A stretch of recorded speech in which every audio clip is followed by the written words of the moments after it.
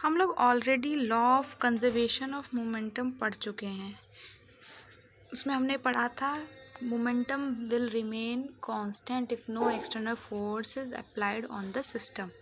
और हमने एक एग्जांपल पढ़ के देखा था कॉलिजन का। उसमें हमने पढ़ा था that momentum before collision is equal to momentum after collision. Momentum before collision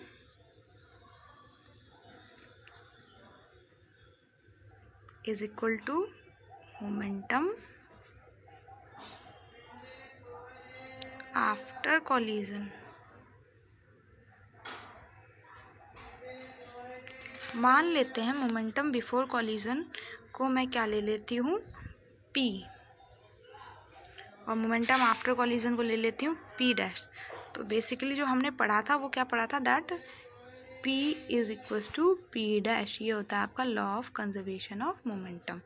ठीक है, p is equal to p dash. तो यही हम लोग आज प्रूफ करने वाले हैं। आज इसको हम प्रूफ करके देखेंगे कि लॉ ऑफ कंजर्वेशन मोमेंटम कैसे प्रूफ हुआ या इसका मैथमेटिकल एक्सप्रेशन क्या होगा। चलिए, इसको समझने के लिए हम लोग जो है न्यूटन्स के लॉ का यूज़ करेंगे सेकंड और थर्ड का। चलिए, मान लेते हैं मेरे पास एक ऑब्जेक्ट ए है, एक ऑब्जेक्ट बी है। ऑब्जेक्ट ए का मास ma है, ऑब्जेक्ट बी का मास mb है। ऑब्जेक्ट ए ua वेलोसिटी से मूव कर रहा है, ऑब्जेक्ट बी ub वेलोसिटी से मूव कर रहा है। ये दोनों जब मूव कर रहे थे इस तरीके से, तो इन दोनों का जो टोटल मोमेंटम होगा वो निकाल लेते हैं। और अभी ये कोलाइड नहीं हुए, एक दूसरे से टकराए नहीं है, तो इसलिए हम बोल सकते हैं इसको total momentum before collision. Total momentum before collision क्या हो जाएगा, देखिए ये वाला चीज़ निकाल रहे हैं हम, तो यानी कि p निकाल रहे हैं। ये क्या हो जाएगा, momentum of object a before collision plus momentum of object b before collision. P A P B मैंने a और b के मोमेंटम को नाम दे दिया। p a क्या हो जाएगा, देखिए मास ऑफ ऑब्जेक्ट है, मोमेंटम का फॉर्मूला हमें पता है p is equal to mv। तो mass of object a multiply velocity of object a plus momentum of object B निकालना है, तो mass of object B multiply velocity of object B. तो p की वैल्यू हमारे पास ये आ गई। ऐसे ही हम इसको इक्वेशन, ये जो है p is equal to this है, तो इसको मैं नाम दे देती हूँ इक्वेशन 1। ठीक है, p हमारे पास आ गई। ऐसे हम p डैश निकाल लेंगे, लेकिन p डैश निकालने से पहले कुछ चीज़ें समझते हैं। देखिए अब क्या हुआ, ये जो ऑब्जेक्ट थे हमारे चलते जा रहे थे और अब जाकर क्या हुआ, इनके बीच में एक्सीडेंट हो गया। एक्सीडेंट का मतलब ये एक दूसरे से कोलाइड कर गए, टकरा गए। ऑब्जेक्ट ए क्या हुआ, बी से टकरा गया। जब ए और बी टकराए तो ये एक दूसरे पर फोर्स लगाएंगे। मान लेते हैं ए ने बी पर फोर्स लगाई, वो क्या है, फोर्स ऑन बी बाय ए। ऐसे बी भी ए पर फोर्स लगाएगा, ये क्या होगी, force on A by B. ये दो फोर्स लगाएंगे, इन दोनों यहाँ पर क्या हो गया हमारा, यानी कि थर्ड लॉ लग गया। एक ने फोर्स लगाई, दूसरे ने भी उसी टाइम पर फोर्स लगाई। इसका मतलब ये हुआ कि जो फोर्स ये लगी गई, फोर्स ए बी जो है वो किसके बराबर होगी, बी ए के बराबर होगी। लेकिन माइनस का साइन शो कर रहा है कि अपोजिट डायरेक्शन में फोर्स लगेगी। इन फोर्स की वजह से क्या होगा, हमें पता है, हम लोगों ने सेकेंड लॉ में पढ़ा था और फर्स्ट में भी ये चीज़ हमने देखी है कि अगर फोर्स नहीं लगती तो ऑब्जेक्ट अपनी सेम वेलोसिटी के साथ मूव करता रहता है, लेकिन अगर फोर्स लगी तो वेलोसिटी बदल जाएगी, है ना। तो फर्स्ट और सेकंड का हम हेल्प लेंगे अब यहाँ पर। तो देखिए जब फोर्स लगेगी इन दोनों ऑब्जेक्ट पर, तो इनका ये लोग क्या करने लगेंगे, एक्सेलरेट करने लगेंगे। जो सेकंड लॉ हमारा बोलता है, इसको मैं रब कर रही हूँ, देखिए ज़रा।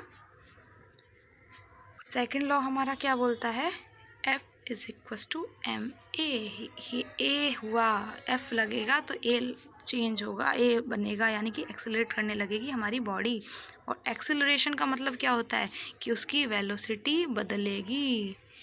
ठीक है, वेलोसिटी चेंज होगी। इसका मतलब ये हुआ कि जो हमारे अब ऑब्जेक्ट हैं उनकी वेलोसिटी यू नहीं रही, उनकी वेलोसिटी बदल गई है। ए की जो थी वो यू ए थी, बी की यू बी थी, अब वो नहीं रहेगी और वेलोसिटी बदल जाएगी।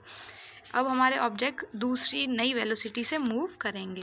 तो देखिए ज़रा, अब जब हमारे ऑब्जेक्ट नई वेलोसिटी से मूव करते हैं तो वो भी देख लेते हैं।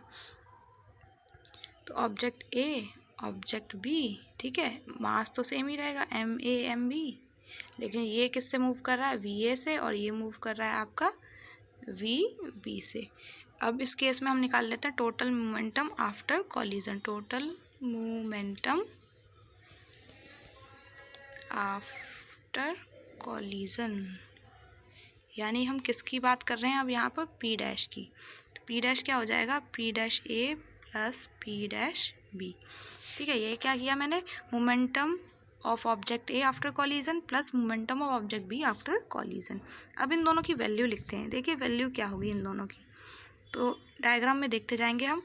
मोमेंटम जो है ए का निकालेंगे तो वही mass of object A and velocity of object A after collision. ऐसे मोमेंटम बी निकाल लेते हैं, mass of object B and velocity of object B after collision. P dash की वैल्यू हमारे पास क्या आई, M A V A plus M B V B. इस इक्वेशन को हम नाम दे देते हैं इक्वेशन 2।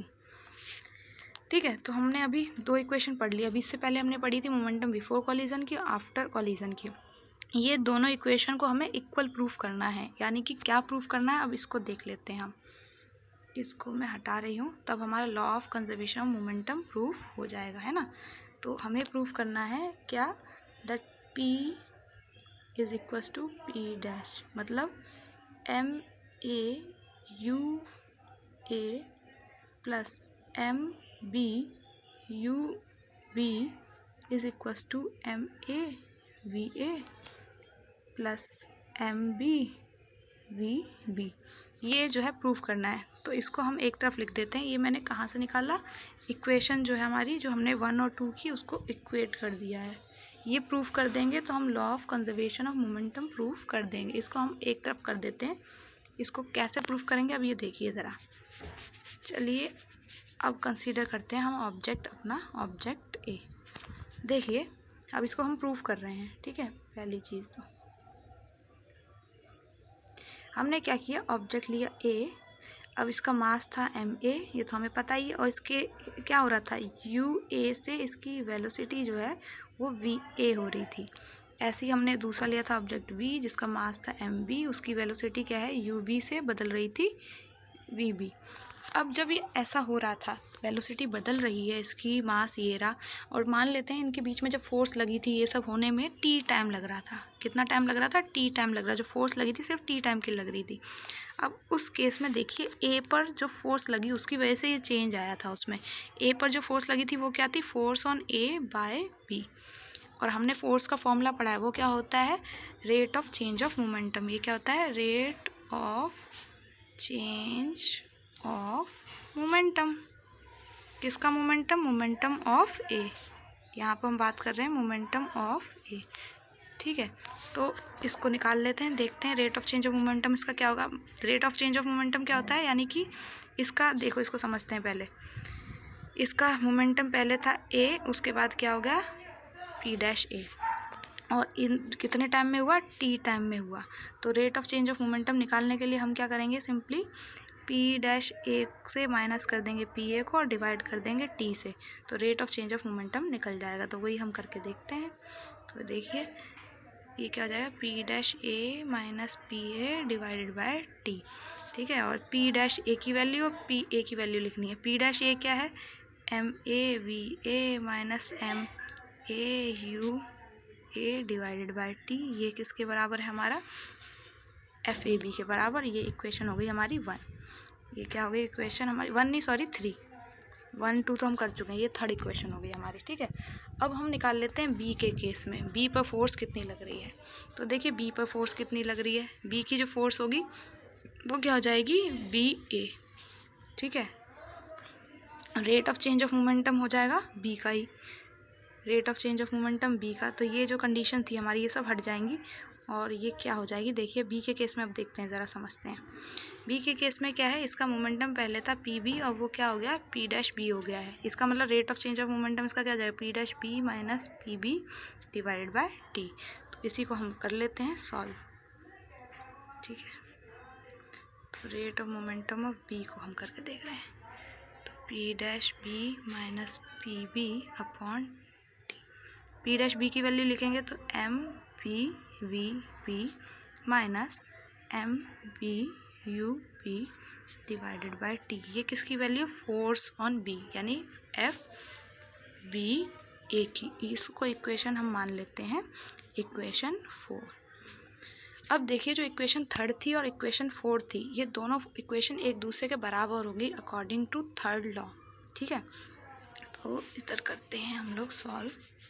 ये इक्वेशन है बी ए हमारी, ठीक है, ये हमारी थी एफ बी ए की इक्वेशन। अब according to third law of motion, ठीक है, थर्ड लॉ ऑफ मोशन, जो थर्ड लॉ ऑफ मोशन है वो बोलता है एफ ए बी जो है हमारा माइनस एफ बी ए के बराबर होगा। तो इनको पुट कर देते हैं हम। ए बी की वैल्यू कितनी निकल गई थी, M A V A minus M A U A divided by T. और इसकी कितनी आई है, बी की, देखिए इसकी भी हम लिख लेते हैं।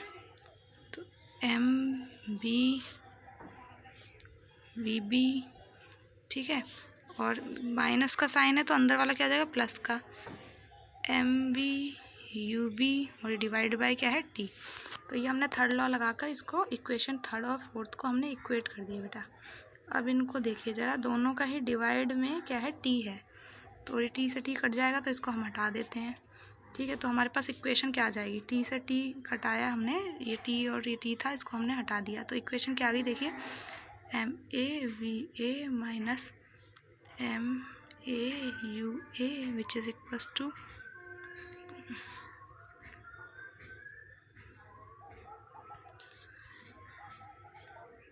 Minus M B V B plus M U U B. ठीक है, तो ये जो इक्वेशन है, अब देखिए जो हमारी मेन इक्वेशन थी उस पर आ जाओ, हमें ये प्रूफ करना है। तो यहाँ देखिए u की टर्म्स पहले लिख रखी हैं लेफ्ट साइड में और v की टर्म्स राइट साइड में, वही हम करते हैं इस इक्वेशन में। u की टर्म्स जो है ये की ये रही और एक ये रही, ये दोनों u की टर्म्स हम लेफ्ट साइड में कर देते हैं।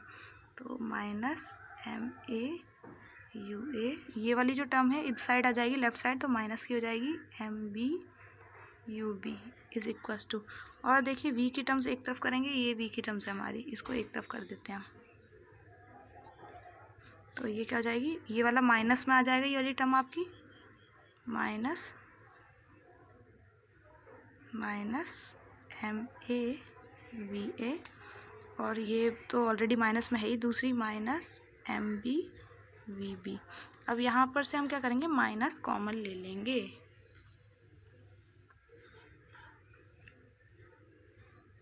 ठीक है, माइनस कॉमन में ले लेती हूँ मैं, तो बाहर क्या आ जाएगा आपका, देखिए इधर तो हो गया आपका M A U A plus M B U B, और इक्वल टू के बाद माइनस कॉमन ले लिया तो क्या हो जाएगा, M A V A plus M B V B, ये यू है। ठीक है, माइनस से माइनस कट गया, तो ये इक्वेशन हमारी क्या बन के आई, इसको देखते हैं हम।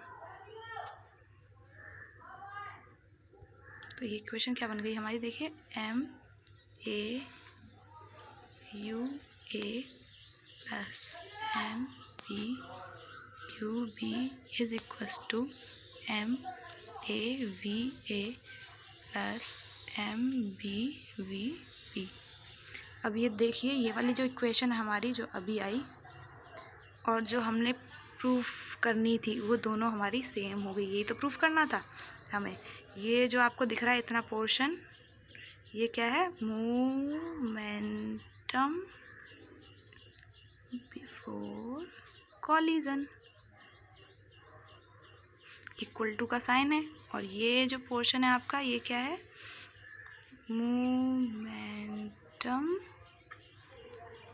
After collision. यही प्रूफ करना था हमें, क्या, दैट ये है P, ठीक है, ये क्या है हमारा P, और ये क्या है P डैश, ये दोनों इक्वल प्रूफ करने थे हमें, P is equal to P dash. तो हैंस प्रूफ ये आपका हो गया। आई होप आपको समझ में आ गया होगा law of conservation of momentum. Momentum before collision is equals to momentum after collision if no external force act upon object.